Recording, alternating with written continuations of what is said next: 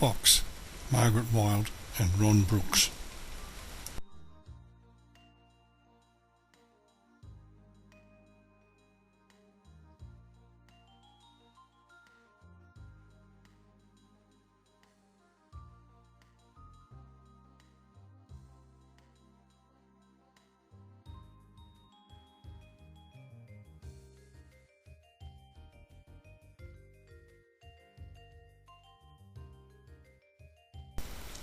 Fox, Margaret Wilde and Ron Brooks.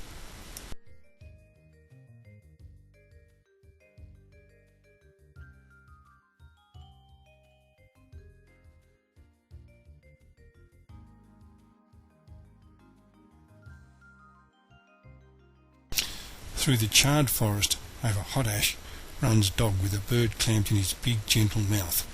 He takes it to his cave above the river, and there he tries to tend her burnt wing. But Magpie does not want his help. "I'll never be able to fly again," she whispers.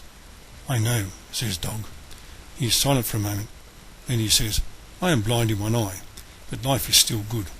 "An eye is nothing," says Magpie. "How would you feel if you couldn't run?" Dog does not answer. Magpie drags her body into the shadow of the rocks until she feels herself melting into the blackness.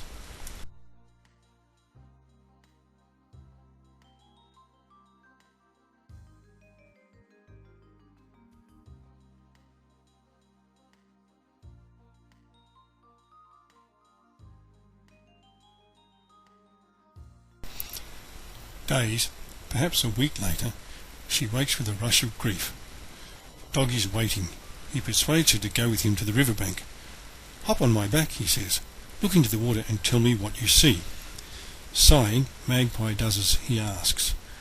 Reflected in the water are clouds and sky and trees and something else. "I see a strange new creature," she says. "That is us," says Dog. "Now hold on tight." With Magpie clinging to his back, he races through the scrub, past the stringy barks, past the clumps of yellow box trees, and into the blueness. He runs so swiftly it is almost as if he were flying. Magpie feels the wind streaming through her feathers, and she rejoices. "Fly, Dog, fly! I will be your missing eye, and you will be my wings." And so Dog runs, with Magpie on his back every day, through summer, through winter.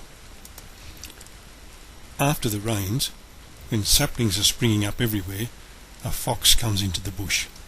Fox, with his haunted eyes and rich red coat, he flickers through the trees like a tongue of fire, and Magpie trembles.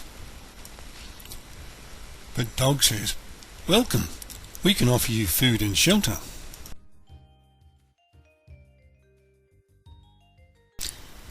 "Thank you," says Fox.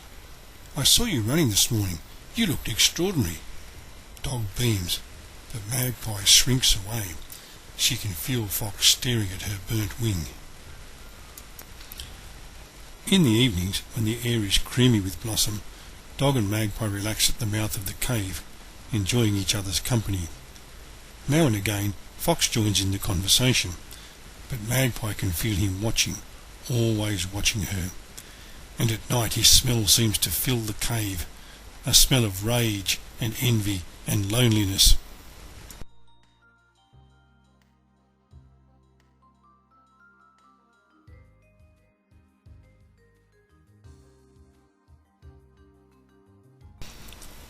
Magpie tries to warn Dog about Fox.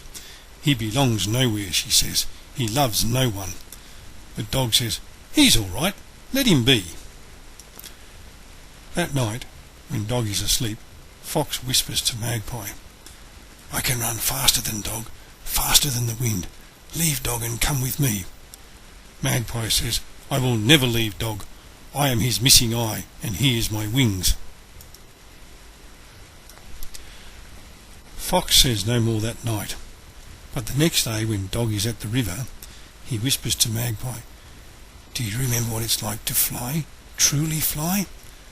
Again Magpie says, "I will never leave Dog. I am his missing eye, and he is my wings." But later that day, as Dog runs through the scrub with Magpie on his back, she thinks, "This is nothing like flying, nothing." and when at dawn Fox whispers to her for the third time, she whispers back, "I am ready."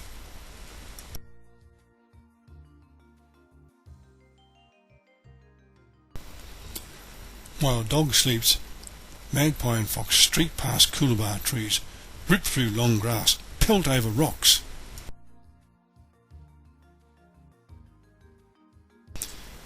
Fox runs so fast that his feet scarcely touch the ground. Magpie exults. "At last I am flying, really flying." Fox scorches through woodlands, through dusty plains, through salt pans, and out into the hot red desert.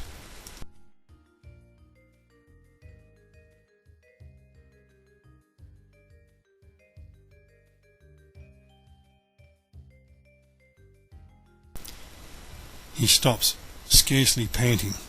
There is a silence between them. Neither moves, neither speaks. Then Fox shakes Magpie off his back as he would a flea and pads away. He turns and looks at Magpie, and he says, "Now you and Dog will know what it's like to be truly alone." Then he is gone. In the stillness, Magpie hears a faraway scream. She cannot tell if it is a scream of triumph or despair.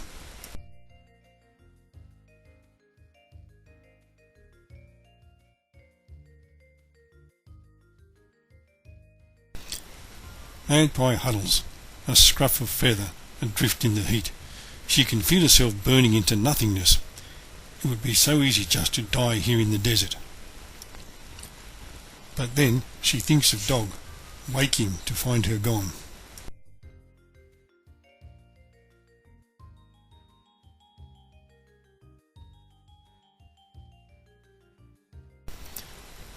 Slowly, jiggity-hop, she begins the long journey home.